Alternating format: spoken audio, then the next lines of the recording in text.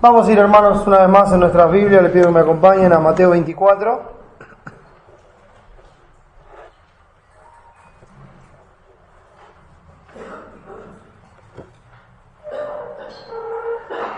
Hemos avanzado en este capítulo.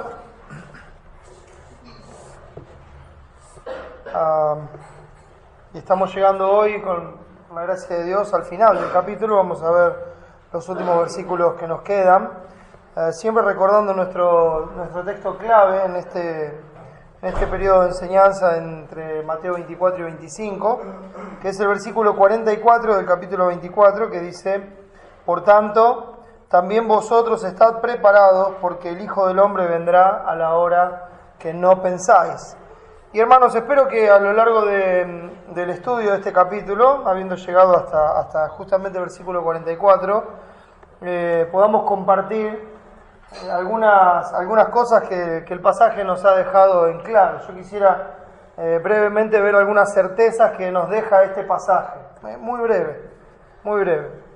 Por ejemplo, la primera certeza que encontramos en el pasaje hasta ahora es que los falsos cristos, los falsos profetas y maestros, los desastres naturales, las guerras, hambrunas y pestes, la tribulación y la persecución no son señales del fin, sino que son principios de dolores, ¿verdad? Características de la era evangélica entre la primera venida y la segunda venida de Cristo, entre lo que queda de tiempo en el siglo presente hasta que venga Cristo y empiece el siglo venidero. Entonces es una de las certezas que nos ha dejado el pasaje, o por lo menos a través del estudio.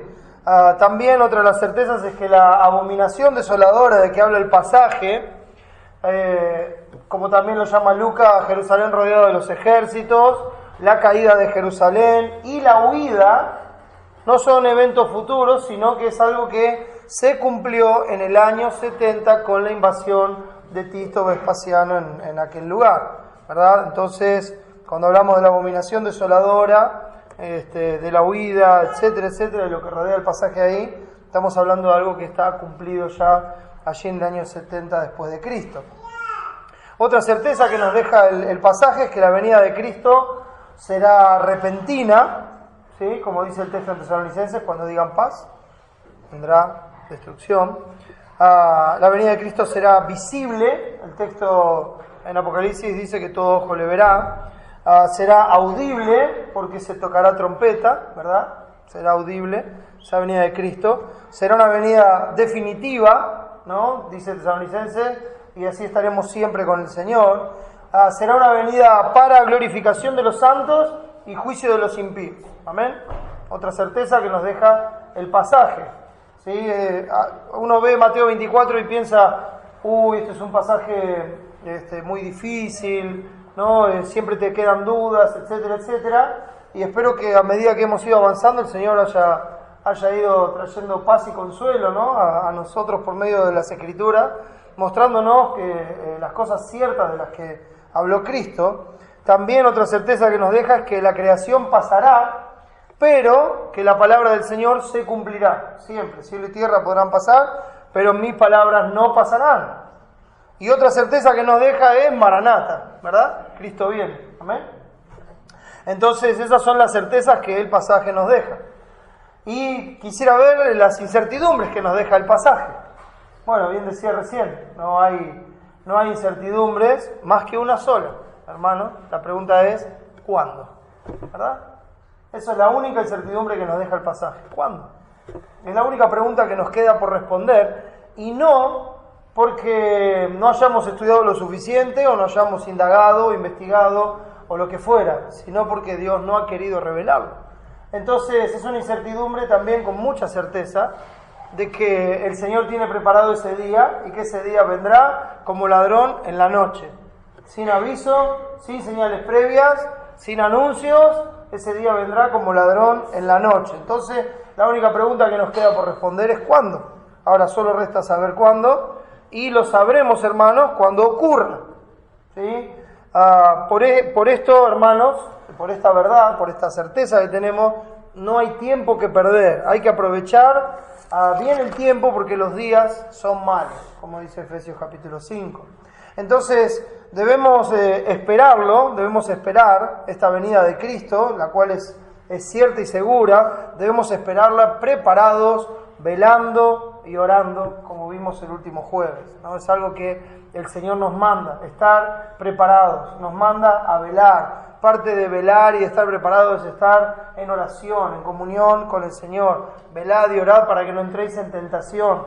¿Sí? El espíritu está dispuesto, pero la carne es débil. Entonces hay que estar preparados, velando y orando para que aquel día no nos sorprenda como a los que duermen, como a los que no conocen al Señor. ¿Sí? Entonces, el pasaje que vamos a ver hoy está desde el versículo 45 hasta el 51 y con la ayuda del Señor terminaremos este capítulo. Vamos a leer esos versículos. Dice así: ¿Quién es, pues, el siervo fiel y prudente al cual puso su Señor sobre su casa para que les dé el alimento a tiempo? Bienaventurado aquel siervo al cual, cuando su Señor venga, le halle haciendo así. De cierto os digo que sobre todos sus bienes le pondrá.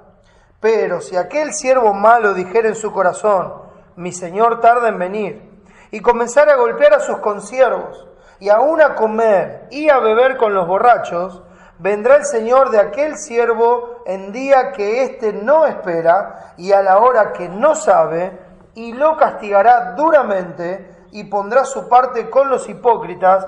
Allí será el lloro y el crujir de dientes. Bueno, hermanos, con la ayuda del Señor vamos a ver hoy que otra forma de estar esperando al Señor y que el Señor nos demanda aquí es trabajando, preparados, velando, orando, y vamos a ver esta parte trabajando para nuestro Señor mientras Él vuelve. Vamos a orar y pedir que Él nos ayude en este tiempo. Nuestro buen Dios, te damos muchas gracias por esta oportunidad de hablar contigo, Señor, por medio de la obra de Cristo, de poder acercarnos a ti por su justicia, confiando en tus muchas misericordias, sabiendo de que nosotros mismos no somos dignos, pero que tenemos acceso por medio de nuestro Salvador ante tu trono, y que estás dispuesto, Señor, a escucharnos y a respondernos, a acudir a nosotros con tu misericordia y tu gracia, a darnos eso que necesitamos en este tiempo. Y Padre, buscamos tu sabiduría, buscamos que seas tú el que nos hable, el que nos edifique, el que nos dé el crecimiento, el que nos convenza de pecado para que podamos crecer también en santidad. Mi Señor, te ruego que nos ayudes a ver las cosas como tú las ves, a gozarnos en tus verdades, a poder verlas, Señor, de la forma en que tú nos las presentas, para que estemos dependiendo constantemente de ti y pensando solamente en agradarte, en hacer tu voluntad y darte la gloria. Señor, dame sabiduría y ayúdame para ser edificación para tu iglesia. Y Señor, llama a aquellos que no te conocen en medio nuestro, llámalos al arrepentimiento y a la salvación por la fe en Cristo. Sabemos que es una obra de gracia, pero sabemos también que tu mano no se ha cortado para salvar, que tú puedes hacerlo y que puedes gloriarte hoy en medio nuestro. Padre, que sea para tu gloria. Ayúdanos, te lo pedimos en el nombre de Jesús. Amén. Muy bien, hermanos, preparados, velando, orando, trabajando, ¿no? Que aquel día no nos sorprenda como aquellos que no conocen al Señor. Tal vez uno debería preguntarse al ir a examinar esta porción del pasaje, y mucho va a tener que ver el capítulo 25 también en esta enseñanza, porque es como que el Señor lo propone una vez de una forma, lo vuelve a proponer otra vez de otra forma, lo vuelve a proponer otra vez más de otra forma, y bueno, vamos a ir avanzando en eso. Pero algo que el Señor está haciendo hincapié es que el conocimiento envanece, pero el amor edifica. Y usted me va a decir, ¿por qué sale con eso ahora? Hermanos, no sirve de nada saber y conocer si uno no lo pone en práctica. No sirve de nada. Siempre decimos y estamos convencidos de que la única doctrina que uno realmente conoce es la que vive.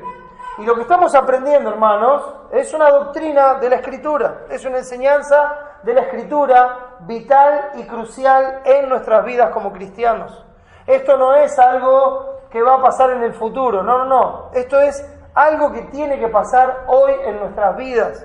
No es algo para satisfacer la curiosidad o algo para responder algunas preguntas de curiosos o para tratar de taparle la boca a alguien. No, mis hermanos, esto es un pasaje que implica una gran responsabilidad de parte de todos los hijos de Dios. Nosotros somos expuestos y lo que edifica nuestras vidas es el amor. El amor a Dios, que es guardar sus mandamientos, y hemos visto varios acá, porque cuando Él dice, están preparados, es un mandamiento. Cuando Él dice, velad, es otro mandamiento. Entonces, hermanos, el Señor nos deja mandamientos constantemente para que nosotros mostremos nuestro amor hacia Él en base a la verdad que Él nos enseña. Él nos expone delante de la doctrina para que nosotros apliquemos esa verdad a nuestra vida y vivamos en consecuencia de nuestra fe en esa enseñanza de Dios. Que vivamos en consecuencia de lo que nosotros proclamamos creer.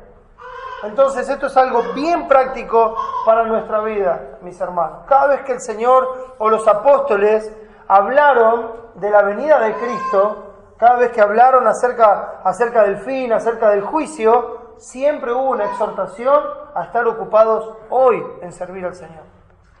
Saber que ese día viene, tener la certeza, estar tranquilos, descansar en el plan eterno de Dios, saber que ese día está preparado y que se acerca a nosotros.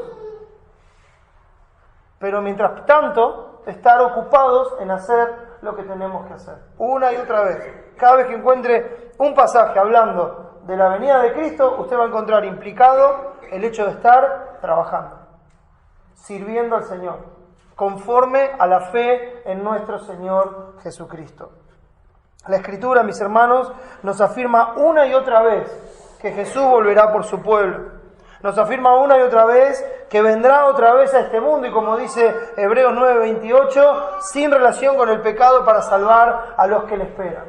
Eso es lo que estamos aguardando nosotros. Jesús mismo aseguró esto en Juan 14, versículos 1 al 3, 2 y 3. Ustedes lo van a recordar, es un pasaje donde Cristo acaba de terminar la última cena y sabe que todos lo van a traicionar, sabe que todos se van a ir, sabe que lo van a negar, sabe todo eso, y Él les dice, no se turbe vuestro corazón ni tenga miedo. Creéis en Dios, creed también en mí. Los consuela de antemano, aún por lo que ellos mismos van a hacer, aún por la traición que ellos van a cometer, y Él los está consolando. Y les dice en los versículos 2 y 3, en la casa de mi Padre muchas moradas hay. Si así no fuera, yo lo hubiera dicho. Voy pues a preparar lugar para vosotros. Y si me fuere y os preparare lugar, vendré otra vez y os tomaré a mí mismo para que donde yo estoy, vosotros también estéis. Es precioso. Más si uno sigue leyendo después lo que pasa en esa semana de Pascua, ¿verdad? Lo que pasó. Y lo que los discípulos hicieron, y ver cómo Cristo con seguridad les está diciendo, yo me voy ahora, pero voy a preparar lugar para ustedes, y voy a venir a buscarlos, y van a estar donde yo estoy por toda la eternidad. Cuando Jesús ascendió a los cielos, esos varones de vestidura blanca al lado de Él, le dijeron a los galileos que estaban ahí mirando, he tratado muchas veces de imaginarme el cuadro, ¿no? Ahí Jesús ascendiendo y los discípulos ahí lo estaban viendo y de golpe. Entonces, en un momento, imagino que lo habrán perdido de vista. Pero se ve por lo que dice el texto que ellos seguían mirando el cielo. Se quedaron mirando el cielo. Yo no sé si ya estaban esperando que vuelva, si estaban esperando ver algo más, no sé. Trataba yo de ponerme en esa situación y de pensar a ver cómo hubiera vivido yo esa situación. Me es muy difícil porque yo tengo toda la parte que sigue, ¿verdad? Por la revelación de la Escritura. Entonces me es muy difícil. Pero viéndolos ahí y ellos mirándolos y decir, ¿por qué estáis mirando al cielo? ¿Por qué se quedan mirando al cielo? Este mismo Jesús que ha sido tomado de vosotros al cielo, así vendrá como le habéis visto ir al cielo. Va a volver en las nubes, dice Hechos 1:11. ¿Verdad? Entonces Juan escribió, inspirado por Dios, en Apocalipsis, he aquí que viene con las nubes y todo ojo le verá. Y los que le traspasaron y todos los linajes de la tierra harán lamentación por él, sí, amén, que así sea. Eso es lo que va a ocurrir, esa es la certeza que nos da la Escritura, que el Señor Jesucristo está viniendo. Y también Él registró las palabras de Jesús, ahí mismo en Apocalipsis, cuando Jesús dice en Apocalipsis 22:7, he aquí vengo pronto, he aquí vengo pronto. Bueno, a veces me he planteado qué es pronto para el Señor y qué es pronto para mí, ¿verdad? Mi pronto está manejado por ansiedad, el del Señor no, el del Señor no. Él dice, aquí vengo pronto. Y es pronto, hermano, porque no sé cuántos años van a pasar. ¿Qué pueden pasar? Ya pasaron más de 2000, pueden pasar 3000, puede pasar un día más, un año más, no lo sé. Pero cuando pienso en la eternidad, digo, qué pronto que vino el Señor.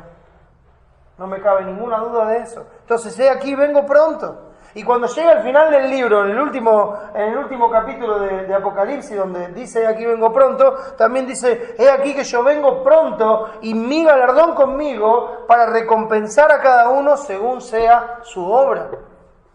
Hay promesas en las Escrituras, desde Génesis a Apocalipsis. Y todas las promesas, hermanos, son en el sí y en el amén.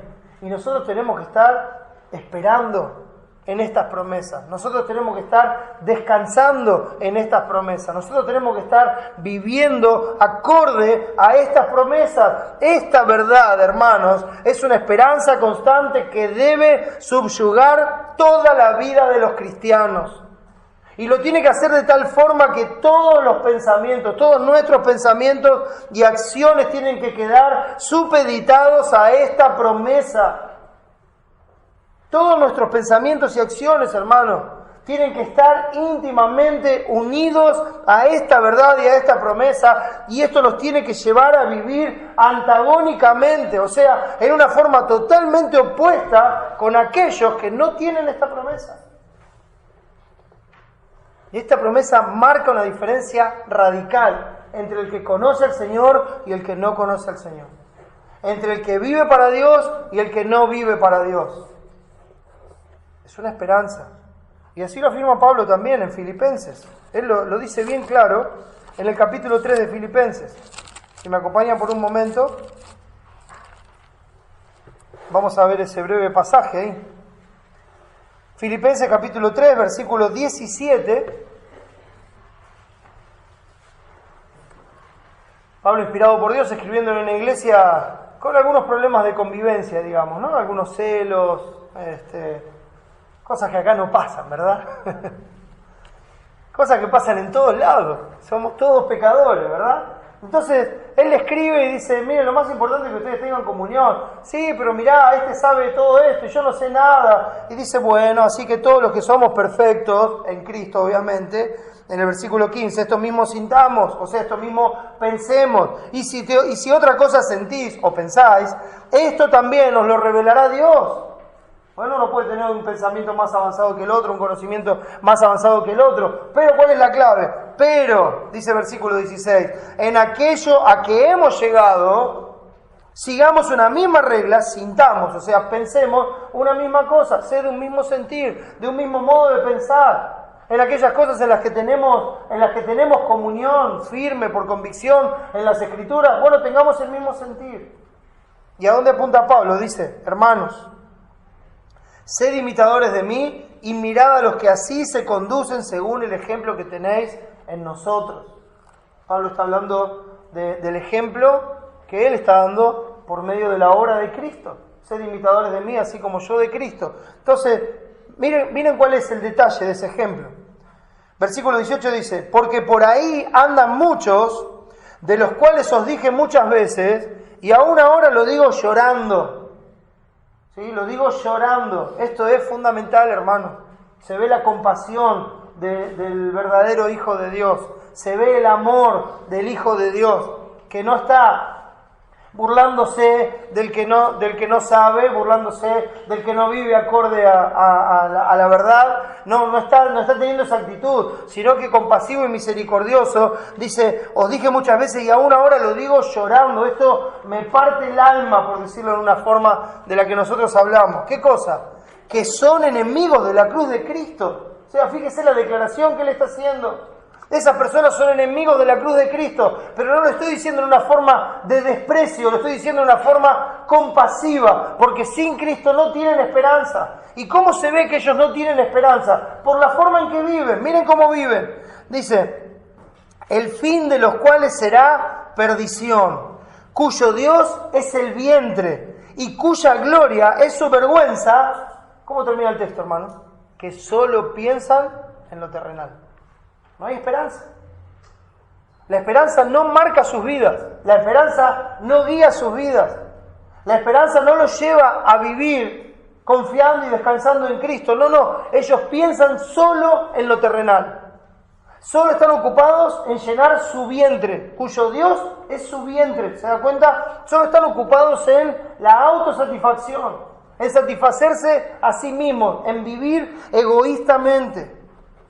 Y el contraste lo hace en el versículo 20, hablando del ejemplo, ¿no? Y de cómo hay que vivir. Ellos solo piensan en lo terrenal, y el versículo 20 empieza diciendo más, o pero, nuestra ciudadanía está en los cielos. Nosotros no somos de este mundo, somos peregrinos aquí, dice Pedro en su primera epístola, capítulo 1, versículo 17.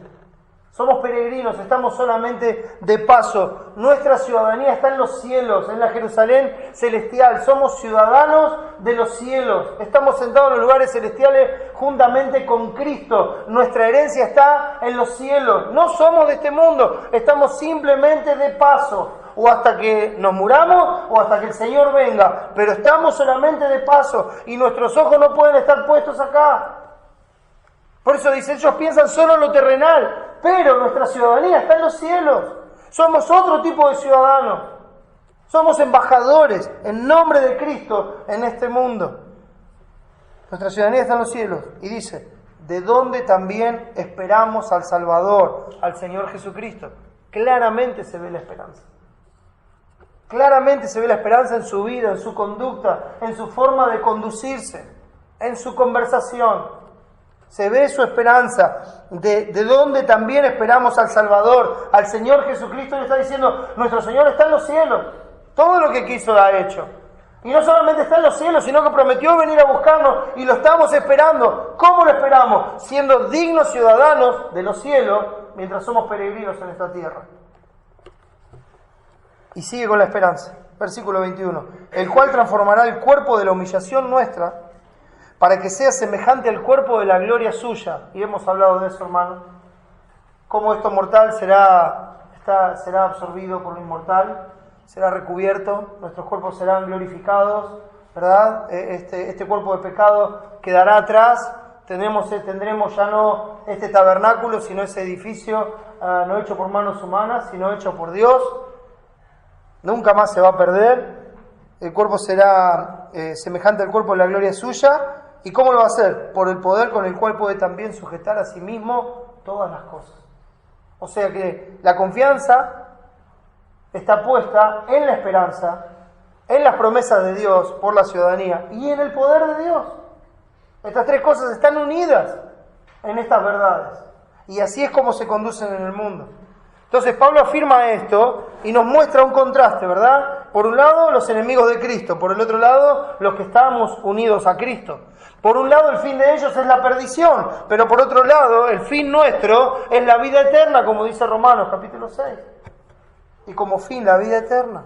El fruto de la salvación y la santificación. Y como fin, la vida eterna. Por un lado, el egoísmo. Y por el otro lado, por el lado de los que están unidos a Cristo, son gentiles y generosos. Vuestra gentileza sea conocida delante de todos los hombres, dice en unos versículos más adelante en el capítulo 4. Por un lado, la vergüenza que les espera a ellos cuando todas aquellas cosas en las que estaban confiando se desvanezcan en ese gran día final. Por otro lado, estamos nosotros unidos a Cristo, que no huiremos de Él avergonzados, sino que correremos a su encuentro cuando los ángeles vengan a buscarnos. Por un lado, son terrenales, solamente piensan en lo terrenal. Pero por otro lado están los cristianos, los que están unidos a Cristo, que tienen la mente en lo celestial. Han resucitado con Cristo y tienen la mira puesta en las cosas de arriba. O sea, la mira la tienen puesta en su esperanza, en el cielo, en esa ciudad celestial de donde están esperando que venga su Señor a buscarlos.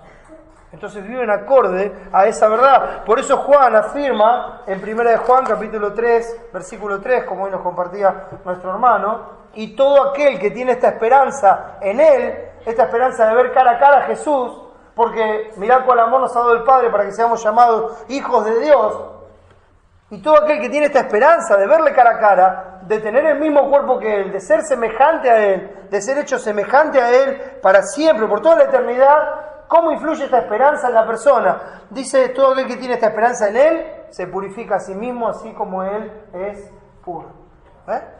La esperanza influye directamente en la conducta de aquel que tiene la esperanza. No se puede tener esperanza y una conducta dispar. No se puede. No es una esperanza cierta. Cuando se tiene esperanza, la conducta es acorde a esa esperanza. Ese es el examen que tendríamos que hacernos hoy, hermano. La pregunta del principio es, si hoy viniera Cristo, ¿no? ¿Cómo te hallará? ¿Cómo te hallará si hoy viniera el Señor? Si usted me pregunta, ¿están dadas las condiciones para que vuelva el Señor? Yo creo que sí. No encuentro nada, dice, vendrá como ladrón en la noche, en el momento menos pensado. Todas las cosas que se mencionan en el pasaje de nuestra era ya han ocurrido, no hay nada, no lo sé. Pero si viniera hoy, ¿cómo me hallaría? Entonces tiene esa convicción en la esperanza, se purifica a sí mismo como Él es puro, y así vive, aguardando la esperanza bienaventurada y la manifestación gloriosa de nuestro gran Dios y Salvador Jesucristo, según dice Tito 2:13. O sea, con la mira puesta en las cosas de arriba, habiendo dejado a los ídolos para servir al Dios vivo y verdadero, y esperar de los cielos a su Hijo, al cual resucitó de los muertos, a Jesús, quien nos libra de la ira venidera, una y otra vez. La esperanza está ligada a la forma en que vive el cristiano. El pasaje de recién es de 1 Tesalonicenses 1, 9 y 10. Todos hablaban de cómo se habían convertido de los ídolos a Dios. ¿Pero para qué? Para servir al Dios vivo y verdadero. Y, sirviendo, esperar a Jesús, aquel Salvador que nos libra de la ira venidera. La certeza de la esperanza, hermanos, nuestra fe en las promesas, la seguridad de que lo escrito se cumplirá, debe gobernar toda nuestra vida, dirigiéndola en todos sus caminos a que vivamos haciendo tesoros en el cielo, hermano.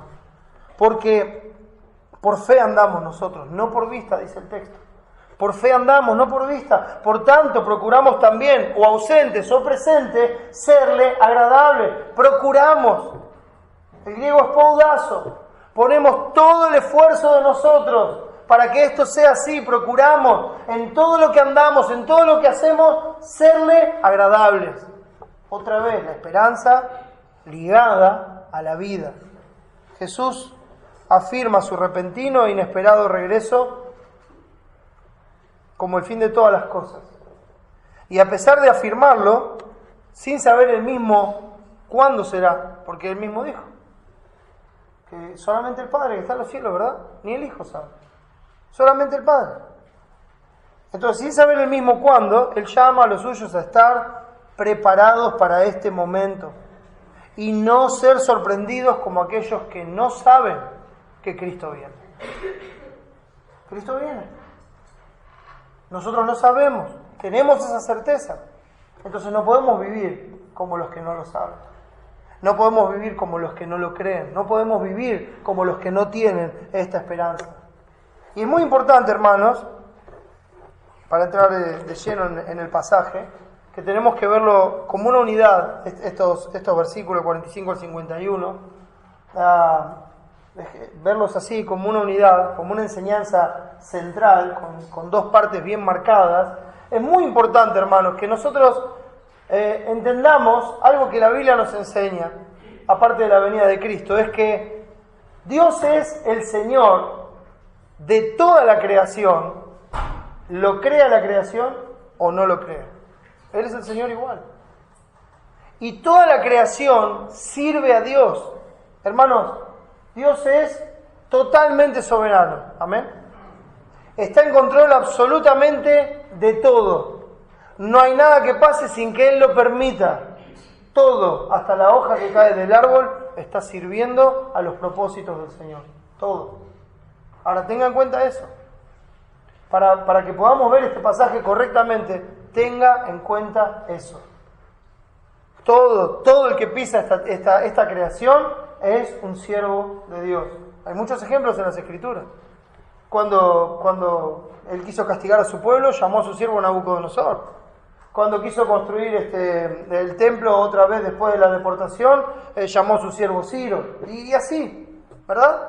Él fue llamando a distintos.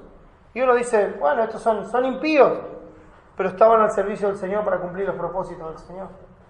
Entonces, teniendo en mente esto, y teniendo en mente la esperanza, piense, ¿no? ¿Quién es quién? ¿Quién es quién? Yo no sé si ustedes recuerdan, hace unos años, creo que todavía se vende, había un juego de mesa para los chicos, se llamaba ¿Quién es quién? O algo así, o ¿Quién es?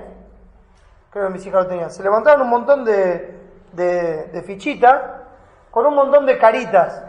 Había uno que era pelado, otro que era canoso, otro que tenía lentes, otro que tenía barba, otro que no tenía. Entonces, uno tenía que averiguar quién era el que el otro había elegido. Entonces empezaba a decir características. Preguntaba, ¿es pelado? Y el otro decía, no. Entonces, ¿qué hacía? Todos los pelados los iba bajando, ¿no? Y así iba eliminando hasta que le quedaba, si ganaba, el que ganaba le quedaba el que el otro había elegido. ¿Quién es quién? Hermanos, cuando nosotros vemos pasajes así, lo que tenemos que ver es quién somos a la luz de la Escritura. Cuando la Escritura da las características de cómo es que tenemos que vivir si somos lo que decimos ser. Esa es la comparación que nosotros tenemos que hacer. Ese es el lugar donde nosotros tenemos que reflejarnos. Es como el hombre natural que va a la palabra como un espejo y se tiene que considerar ahí y tiene que ver qué es aquello que no está dando la talla con lo que la Biblia dice que tiene que ser y hacer lo necesario para arreglarlo. Y así es como tenemos que venir a esta porción de la Escritura. Tenemos que venir con el corazón dispuesto a ver nuestro reflejo, a ver si esta es nuestra vida, a ver si estas son nuestras características, a ver quiénes somos realmente.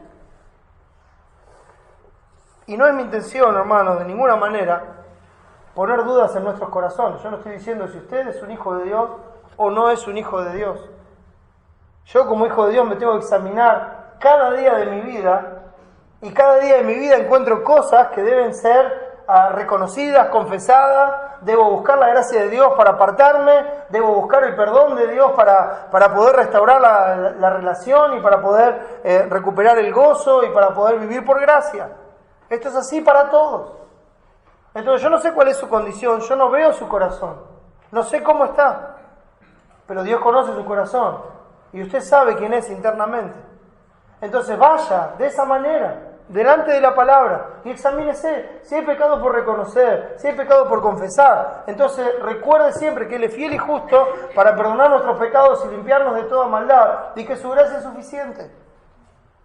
Y si se da cuenta que realmente no es del Señor, sepa que Él llama a venir a Él a todos los que crean. Y el que a Él viene, Él no lo echa fuera. Entonces puede venir a Cristo y hallar descanso eterno para su alma y tener esperanza y empezar a vivir como es digno del Señor. Ahora, hermanos, en base a esta verdad, Jesús plantea quién realmente es de Dios y quién no. Describe, hermanos, con esta parábola el accionar y la actitud de los que tienen esperanza. Muestra que el verdadero Hijo de Dios es un mayordomo fiel, un mayordomo prudente, un mayordomo activo, bienaventurado y un heredero de Dios.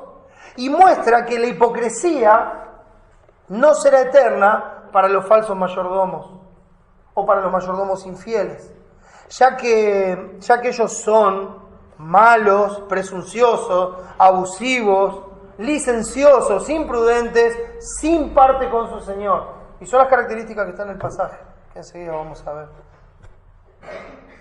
La pregunta es, ¿vives conforme a la esperanza que profesas o vives conforme a tu propia prudencia? Porque eso es lo que marca la diferencia en el pasaje. ¿Quién es, pues, el siervo fiel y prudente? Dice el versículo 45, ¿quién es, pues, el siervo fiel y prudente, al cual puso su Señor sobre su casa para que les dé el alimento a tiempo? Ahora es interesante que dice, ¿quién es, pues? Claramente ese pues nos está marcando en base a esta verdad declarada, en base a esta verdad que Jesús acaba de enseñar, en base a, podíamos ir como resumen el versículo 44 cuando dice, por tanto también vosotros estad preparados porque el Hijo del Hombre vendrá a la hora que no pensáis. ¿Quién es? Pues, en base a esta verdad, de que el Hijo del Hombre está viniendo y puede venir en cualquier momento, en el momento más inesperado. ¿Quién es el siervo fiel y prudente? ¿Quién es aquel que está trabajando para su Señor? ¿Quién es el que está preparado, velando, orando y trabajando en la obra que le fue encomendada?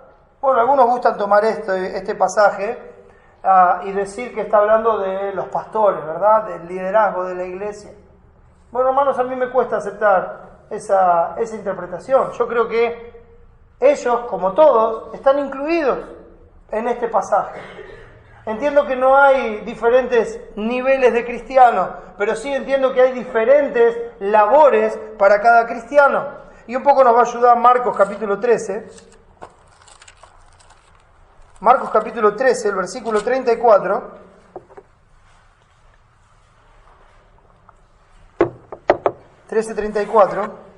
Dice así: es como el hombre que yéndose lejos dejó su casa y dio autoridad a sus siervos, ¿y qué dice? Y a cada uno su obra. A cada uno su obra, y al portero mandó que velase.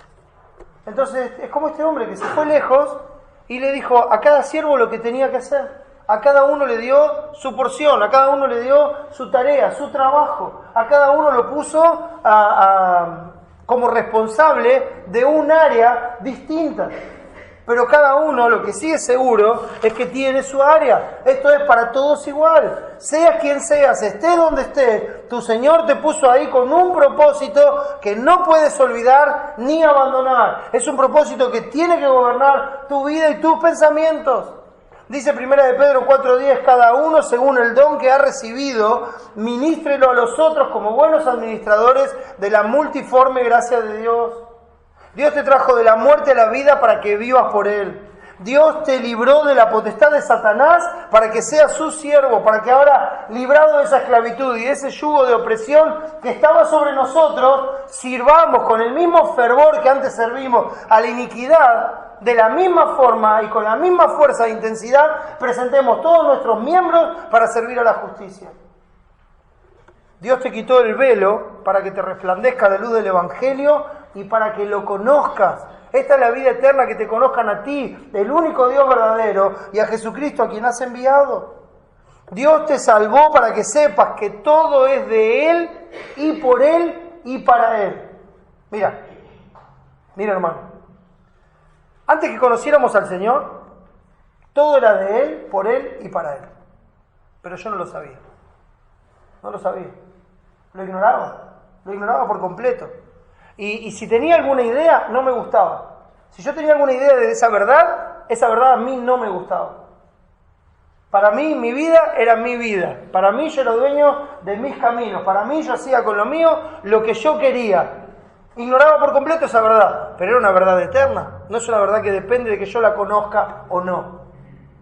El día que Dios me salvó, el día que Dios salvó a cada uno de sus hijos, nos quitó el velo para que nosotros veamos a Dios de otra forma, para que nosotros conozcamos realmente a Dios, no un ídolo creado por nuestra imaginación, sino al Dios vivo y verdadero, y para que sepamos que todo es de Él, por Él y para Él, que Él es la única razón de esta existencia y su gloria es el fin de todo lo conocido.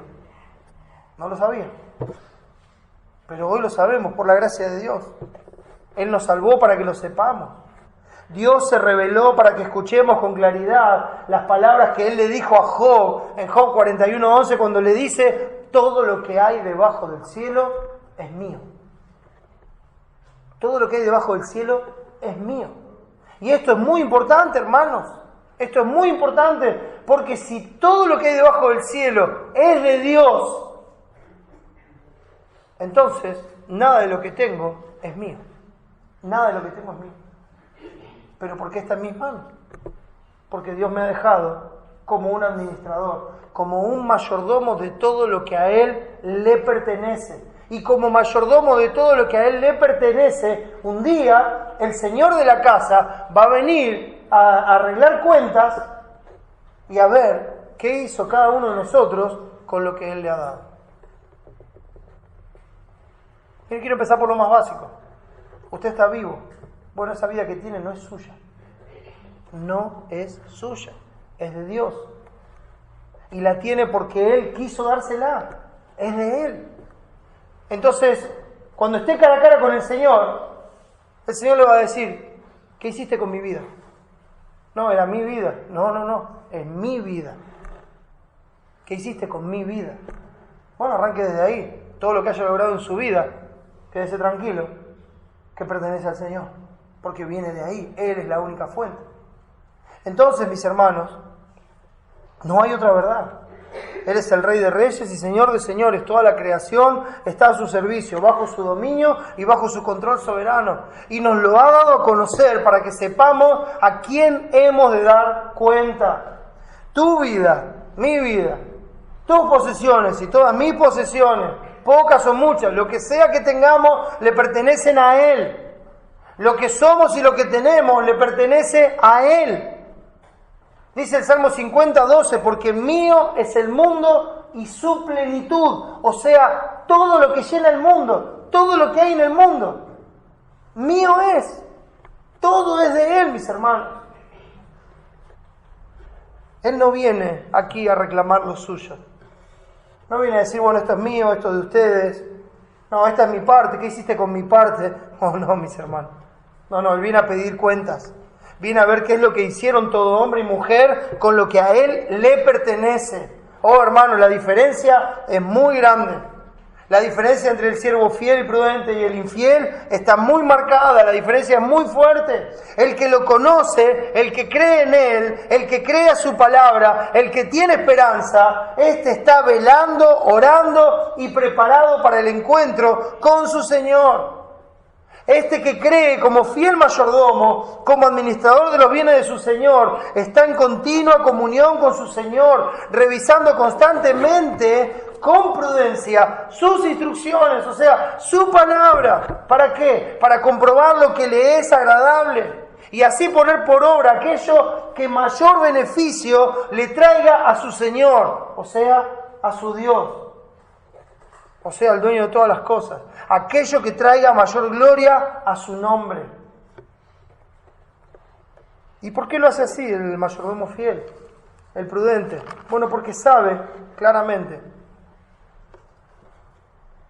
como el Señor Jesús, os he puesto para que vayáis y llevéis fruto y vuestro fruto permanezca. Yo los puse para que vayan y que lleven fruto y que su fruto permanezca. Estamos hablando del fruto eterno, del fruto que trae la gloria a Dios. Porque Jesús dijo, en esto es glorificado mi Padre, en que llevéis fruto, en que llevéis mucho fruto, en que así seáis mis discípulos. ¿Cómo se muestra que ustedes son aprendices míos? ¿Cómo se muestra que ustedes son seguidores míos? Porque su vida está dedicada a llevar mucho fruto para la gloria del Padre. Su vida está dedicada no a ustedes mismos, sino a la gloria de aquel que los rescató eternamente al precio de la sangre de su Hijo en la cruz del Calvario. ¿Para qué hay que llevar tanto fruto? Para que vean, como dice el texto, nuestras buenas obras y glorifiquen a nuestro Padre que está en los cielos, dice Mateo 5:16. Por eso, hermanos, sabiendo que su Señor está viniendo, están trabajando continuamente con fidelidad y prudencia.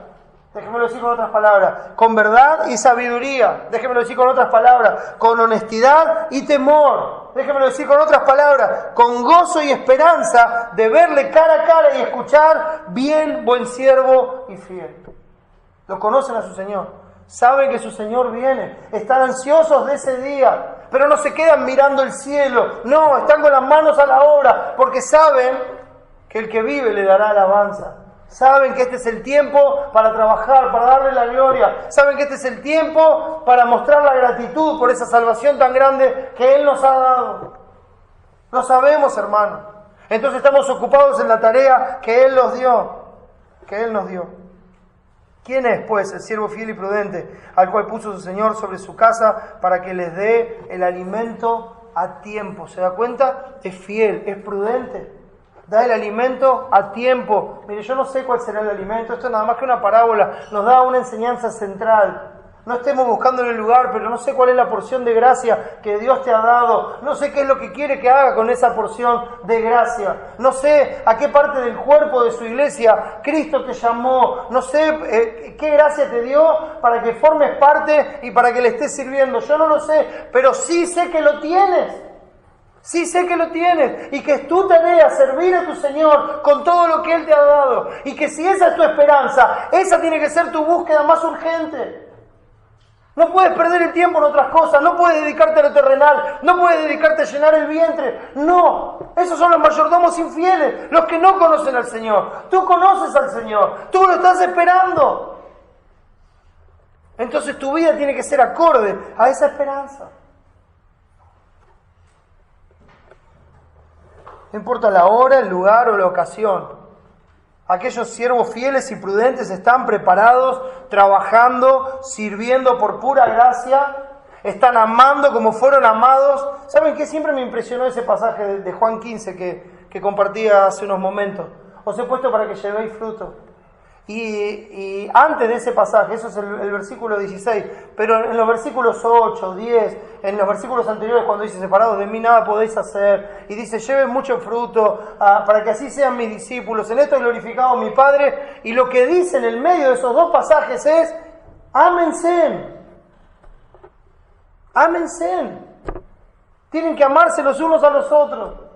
Tienen que amarme como yo los amé, tienen que amarme y guardar mis mandamientos, tienen que hacerlo. Ámense, ¿saben qué? El amor a Dios es un servicio, porque el amor a Dios me lleva a amar a los demás, es un fruto de la salvación.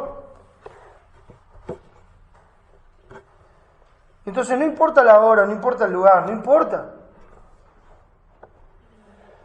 Están amando como fueron amados, están dando su vida por los demás.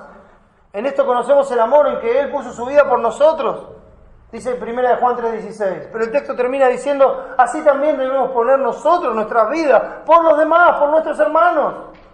De la misma forma que Cristo puso su vida por nosotros. Esa debe ser nuestra ocupación, esa debe ser nuestro trabajo, nuestra porción de gracia. Esa debe ser la ración que tiene que estar a tiempo, lo hace fielmente. ¿Qué diría usted si usted tiene un siervo y le tiene que dar de comer? Y en vez de traer la comida a las 12 del mediodía, y usted le está pagando para eso. Como a las 4 de la tarde le dice, ¿tenés hambre? Voy a ver si te preparo algo. ¿Estaría contento usted? Bueno, así hacemos nosotros con el Señor. Tenemos algo que hacer, lo tenemos a tiempo, tenemos que ocuparnos, tenemos que prepararnos, tenemos que estar haciendo lo que tenemos que hacer, pero no. No, hermano. El siervo fiel y prudente está amando como fue amado, está dando su vida por los demás, está ministrando la gracia de su Señor y gozoso en su corazón dice, sí, ven Señor Jesús, ven Señor Jesús. ¿Quieres venir hoy? Ven hoy. ¿Quieres venir mañana? Gloria a Dios, ven mañana, pero hasta mañana voy a seguir trabajando porque es necesario trabajar entre tanto que el día dura. Y por eso son llamados bienaventurados en el versículo 46. Bienaventurado aquel siervo al cual cuando su Señor venga le halle haciendo así. Porque los corazones de estos siervos están dichosos por la esperanza. No se quedan inmóviles mirando al cielo y especulando con alguna señal para ver si viene o lamentándose de que aún no ha venido. No, hermano, no están ocupados en eso. Están activos, están trabajando, cantando y alabando al Señor en sus corazones. Están firmes y constantes, creciendo en la obra del Señor siempre, sabiendo que su trabajo en el Señor no es en vano. Son bienaventurados. Les animo, hermano, a que busquen los bienaventurados en la Biblia. Y que vean toda la dicha que hay en la salvación tan grande que Dios nos ha provisto en Cristo. Oh, hermano, su dicha es tan grande, su gozo es tan cierto, su esperanza es tan concreta, la de estos siervos.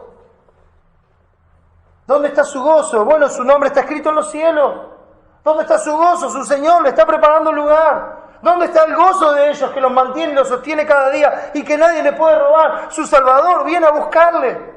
¿Cómo callar esta buena noticia que llena nuestro corazón? Por eso no deja de publicar. En cada oportunidad que tiene, no deja de aprovechar la oportunidad para decir cuán grandes cosas el Señor ha hecho con él y cómo tuvo misericordia de él. Es un testimonio constante de la gracia de Dios. Es un siervo fiel y prudente que está haciendo lo que tiene que hacer. Su Salvador viene y no puede olvidar ninguno de sus beneficios.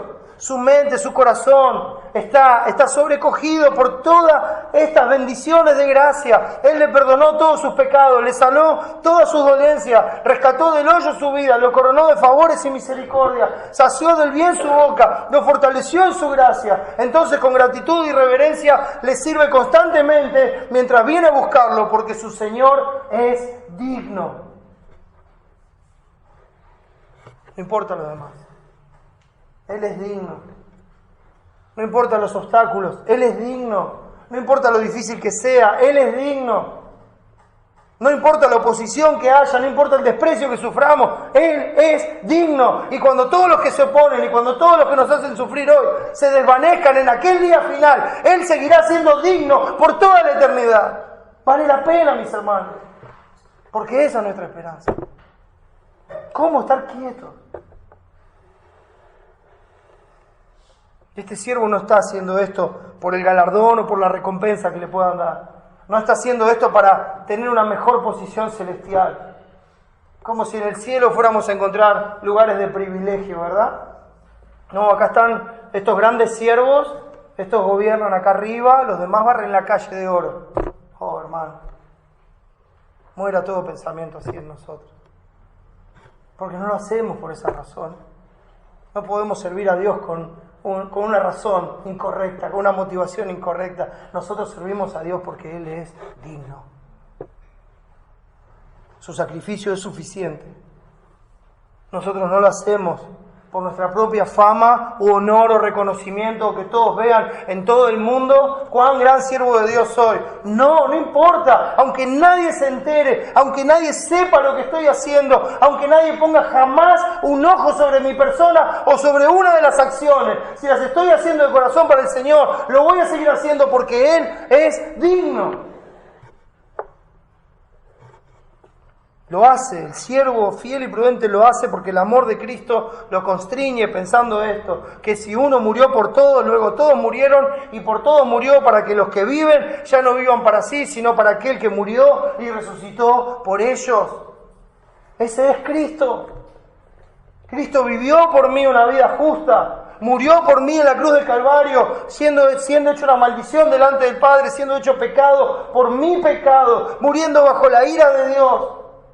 Y resucitó al tercer día, glorioso, habiendo vencido la muerte, el pecado y Satanás, para darme esperanza a mí, vil pecador, que solamente puedo creer en Él porque Dios en su gracia derramó su fe en mi corazón. Él es digno, mis hermanos. Entonces lo hace. El siervo fiel y prudente sirve, lo hace porque su Salvador murió por él. Lo hace porque su Señor es digno. Bienaventurado aquel siervo al cual, cuando su Señor venga, le halle haciendo así. Él es bienaventurado por toda la eternidad, porque va a estar con su Señor en el lugar que Él preparó por toda la eternidad. Así dice el versículo 47, dice: de cierto os digo que sobre todos sus bienes le pondrá. ¿No es precioso? De cierto os digo, verdaderamente les digo, así afirmándolo vehementemente, verdaderamente les digo, el siervo será heredero, el esclavo será señor, el trabajador entrará al reposo, mis hermanos, las bendiciones serán realidad, la fe se hará visible, la esperanza que tenemos se concretará, el Salvador le dirá: entra en el gozo de tu Señor. ¿Qué más podemos pedir, hermano? Vale la pena, no es en vano, no hay tiempo que perder. ¿Cómo te hallaría el Señor hoy? Si viniera hoy, ¿en qué te encontraría ocupado? Y por favor, hermano, no confundamos las cosas. No empecemos a excusarnos en nuestro propio corazón y a decir: bueno, pero usted entiende, yo tengo que trabajar, yo tengo que estudiar, yo tengo que esto, que lo otro. Claro, todos tenemos cosas que hacer. Ahora, ve a estudiar para darle la gloria a tu Señor porque es digno. Ve a trabajar para darle la gloria a tu Señor porque es digno. No vayas a trabajar porque quieres más dinero. No vayas a estudiar porque quieres más reconocimiento o una mejor posición. Ve a las cosas porque Él es digno. Sirve al que te rescató al precio de la sangre de su Hijo.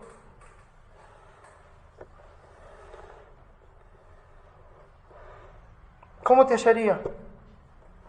¿Lleno de excusas? ¿Inactivo? ¿Malgastando sus bienes porque son de Él? Escucha la advertencia solemne del Señor en los últimos versículos. El versículo 48 empieza con un pero. Después de hablar de esta realidad, de esta bendición eterna del siervo fiel y prudente, después de hablar de eso hace un contraste bien marcado, como dijimos al principio. Pero si aquel siervo malo dijere en su corazón, mi Señor tarda en venir. Si aquel siervo malo, o sea, expresamente malo, dijere en su corazón, o sea, algo que él piensa por él mismo, en sí mismo, hablando consigo mismo. Me hace acordar al fariseo y el publicano. ¿Recuerdan la situación en Lucas 18? Venía el fariseo y Jesús, cuando cuenta la historia, dice que este fariseo oraba consigo mismo. Él era su propio Dios. La oración no pasaba de su mente. Era él mismo, hablando con él mismo, suponiendo él cómo son las cosas y haciendo lo que él supone que tiene que ser.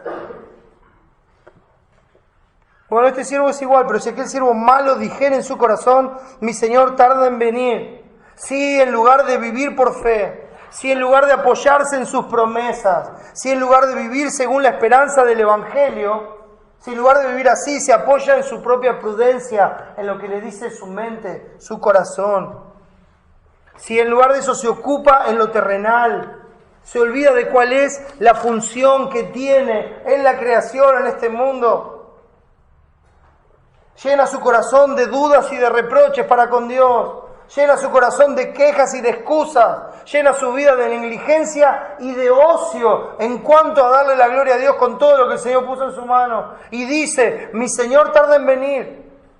Porque encima siempre la culpa es de Él, ¿no? Siempre la culpa es del Señor. Oh, yo hubiera sido fiel si Él no hubiera tardado tanto. Oh, el que persevera hasta el fin, este será salvo, dice el mismo pasaje que estamos estudiando. Y los santos perseveran, porque es su gracia la que los sostiene y la que los hace perseverar de principio a fin. Pero también hay algunos que dicen ser del Señor y no lo son.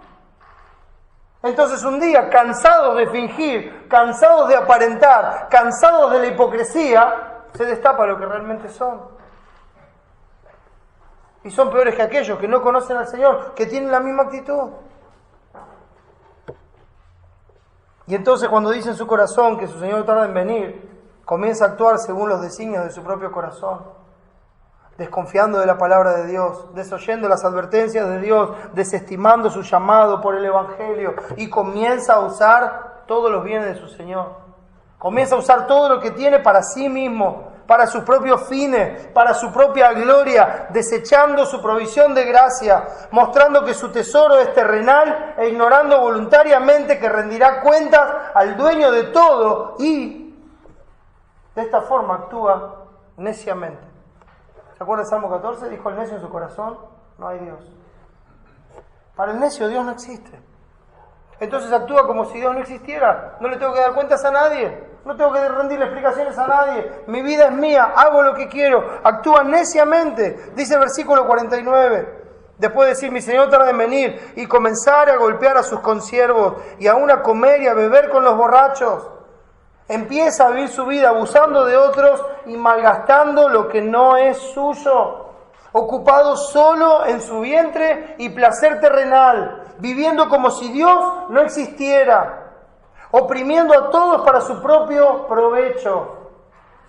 Y toda imagen que se le venga a la cabeza, guárdela ahí. Pero hay muchos que viven así. Entre los creyentes y entre los que no conocen a Dios. Oprimiendo a todos para su propio provecho.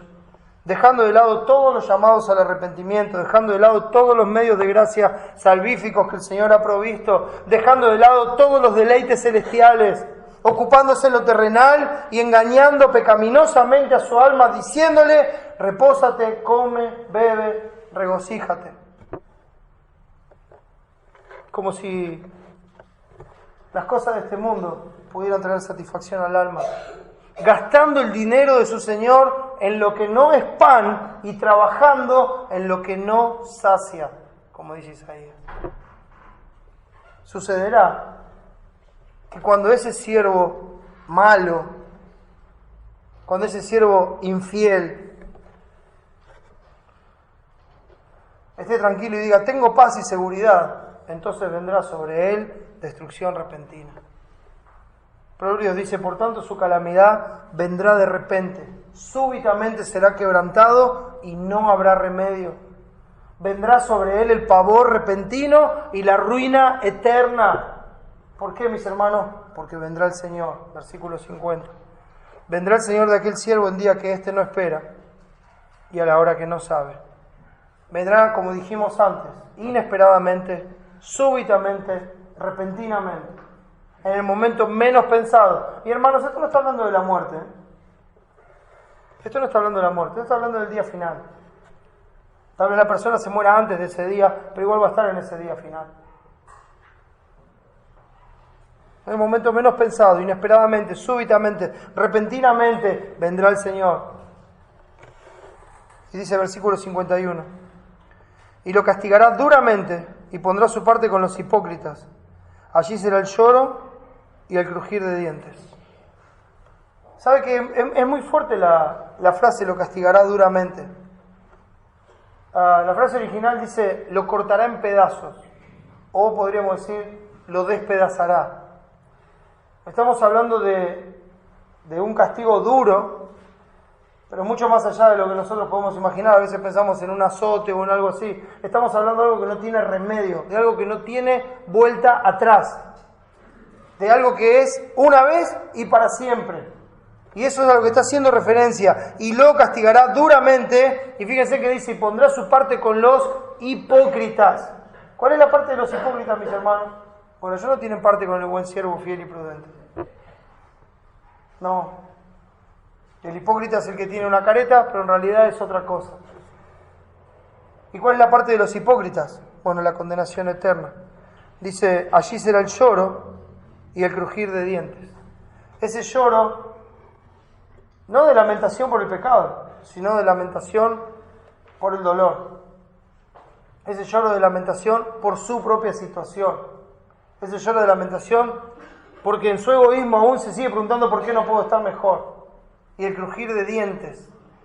Hoy alguno decía que van a crujir los dientes todavía de enojo contra el Señor, ¿no? Enojado, apretando los dientes, como cuando uno algo le da mucha bronca, ¿verdad? Ese es el lugar de los hipócritas, el lloro y el crujir de dientes. ¿Quién es quién? Es la pregunta, mis hermanos. ¿Quién es quién? ¿Cuáles son tus características? ¿Cuál es tu parte en todo esto? Si hoy viniera el Señor, ¿qué te encontraría haciendo? ¿Cómo estás usando la gracia que Él ha puesto en tu vida para la gloria de su nombre? ¿Cómo estás interactuando con el cuerpo de la iglesia, con tus hermanos, con el cuerpo de Cristo? ¿Cómo sirves a tu Señor con todo lo que Él te ha dado? ¿Cómo examinas tus pasos a la luz de la Escritura para ver si lo que haces es agradable a Dios o no? No si te gusta, no si te conviene, no si es lindo, no si es lo que soñaste. No. La pregunta ¿es agradable a mi Señor o no? Porque son de Él. Somos de Él, todo es de Él. Y esa debería ser la pregunta que tendría que gobernar nuestros pensamientos. ¿Qué te encontraría haciendo? ¿Cuál sería tu parte en todo esto? Mis hermanos, la certeza es que el Señor viene. Amén. Y cuando venga, a sus siervos los va a encontrar trabajando para la gloria de su nombre. Los va a encontrar ocupados en darle la gloria a su Salvador. ¿En qué estás ocupado? Si estás en Cristo, gloria a Dios.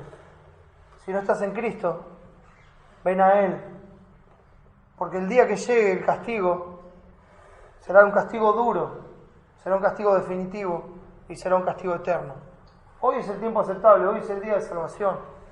Ven a Cristo, arrepentido de tus pecados, y Él te salvará eternamente. Vamos a orar. Amado Padre,